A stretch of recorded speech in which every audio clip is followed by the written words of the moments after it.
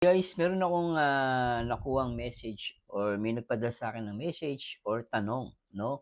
Ang tanong niya, bakit po hindi kayo nagpo-promote ng ibang charity vlogger? 'Di ba hindi naman masama 'yun? Eh, pagtulong din naman 'yung ginagawa nila. So, maganda pong tanong 'yan 'no. Actually kung mapapansin niyo po 'no, ako po, pinapanood ko po ang lahat ng charity vlogger 'no. Natutuwa po ako sa kanila lalo siyempre gumagawa sila ng mabuti. So, pinapanood ko po sila. Ngayon as a content creator po 'no, sa akin kasi meron akong ethics, eh, 'no, meron akong sinusunod, sa sarili ko lang po 'no. Kumbaga bigyan ko muna kayo ng example 'no.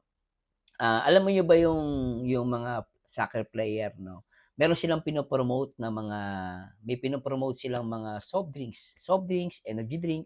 Ngayon, kung updated po kayo sa mga soccer player, minsan 'pag mga nasa conference sila, yung mga pino-promote nilang drinks, yun lang dapat makita sa camera, 'no. Kasi ano sila, eh, public ano sila, figure, eh.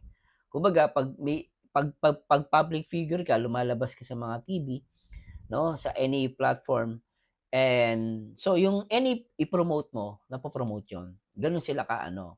Ngayon, yung soft drinks like Coca-Cola, so hindi kunwari ang pino-promote Coca-Cola, dapat Coke lang yung makikita dun sa lamesa.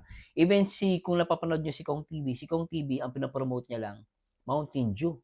Hindi siya nagpo-promote ng ibang soft drinks. Kasi once nag-promote siya ng iba, so magiging conflict 'yun dun sa pino-promote niyang soft drinks, yung which is Mountain Dew, panoorin niyo guys yung ni Kong TV.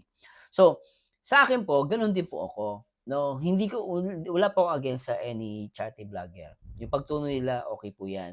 Kung susupport man ako siguro off the camera, 'no. Ngayon, ako po as a hindi naman po siguro ano, obviously naman po nasa Team Kalingap po ako. And as a reactor ng Team Kalingap, I promote lahat ng mga charity vlogging, even sila Kuya Bal, sila Ate Edna, Kalingap Prab, pino-promote na lahat po 'no, pino-promote natin. And para sa akin kasi, yung ethics ko kasi magkakaroon ng complication 'no.